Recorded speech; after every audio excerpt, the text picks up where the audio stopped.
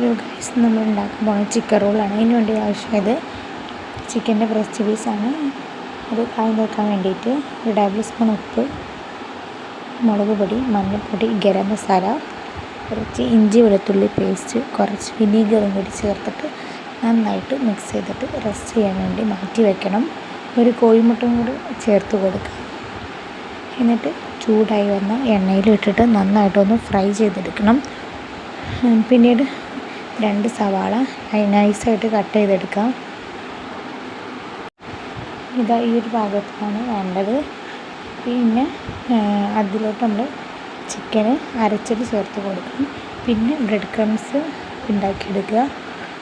ഒരു മുട്ട നന്നായിട്ട് ബീറ്റ് ചെയ്തതിന് ശേഷം നമ്മൾ നേരത്തെ ഉണ്ടാക്കി വെച്ചിട്ടുള്ള ബ്രെഡ് വെള്ളത്തിൽ മുക്കിയതിന് ശേഷം ഒപ്പിയെടുക്കുക. എന്നിട്ട് അതിലോട്ട് ആ മസാല എല്ലാം ആഡ് ചെയ്ത് കൊടുത്തതിന് ശേഷം നന്നായിട്ട് കവർ ചെയ്തെടുക്കുക.